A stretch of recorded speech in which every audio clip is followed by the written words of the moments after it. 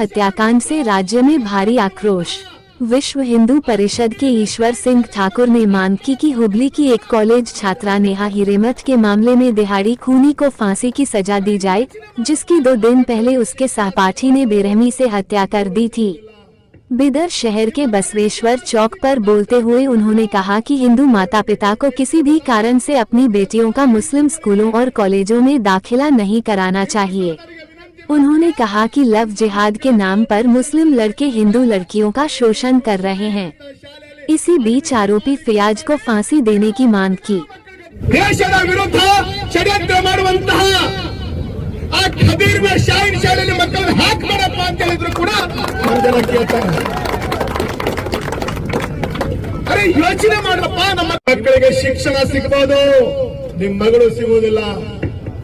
ನಿಮ್ಮ ಮಕ್ಕಳಿಗೆ ವಿದ್ಯಾಭ್ಯಾಸ ಸಿಗ್ಬೋದು, ಡಾಕ್ಟರ್ ಆಗ್ಬೋದು ನಿಮ್ಮ ಮಗಳು, ನಿಮ್ಮ ಮಗಳು ನಿಮ್ಗೆ ಕೈ ಸಿಗೋದಿಲ್ಲ.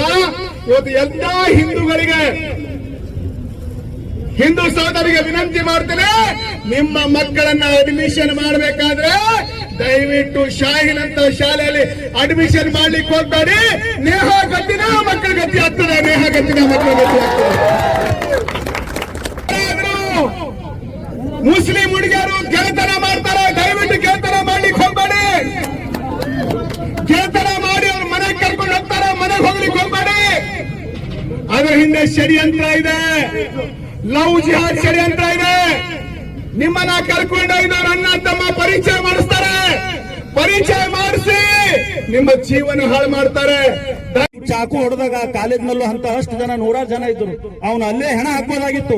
ಆದ್ರೆ ಎಲ್ಲರಿಗೂ ಒಂದ್ ಭಯ, ನನ್ನ ಹೆಂಡತಿ ಏನ್ ಮಾಡ್ತಾರೋ, ನಾನು ನಿಮ್ಮಂತ ಮುಟ್ಟೋರು ಎಲ್ಲೂ ಸಿಗಲ್ಲ, 5,000 10,000 ಚಂದ ಕೊಟ್ಟಿಲ್ಲ ಅಂತ ರಹೀಮ್ ಖಾನ್ ಸಪೋರ್ಟ್ ಮಾಡ್ತಾರಲ್ಲ, ನಿಮ್ಮಂತವರಿಗೆ ಇವತ್ತು ನಮಗ್ ನಾಚಿಕೆ ಬರ್ಬೇಕು. ಶಿಕ್ಷಣ ಸಂಸ್ಥೆ ಇವತ್ತು ಅಲ್ಪಸಂಖ್ಯಾತ ಶಿಕ್ಷಣ ಸಂಸ್ಥೆ ಬೆಳೆಸಲಿಕ್ಕೆ ನಮ್ಮಲ್ಲಿ ಇದ್ದಂತ ಅನೇಕ 100 ಜನ ಮಠಾಧೀಶರು ಕಾರಣಿದ್ರು.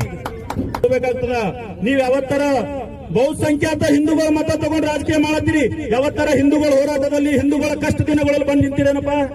ಇದರ ಶಾಸಕರು ಅವ್ರ ಎಲ್ಲರ ಅಂಬದು ಯಾರಿಗೂ ಗೊತ್ತಿರಲ್ಲ ಪಾಪ.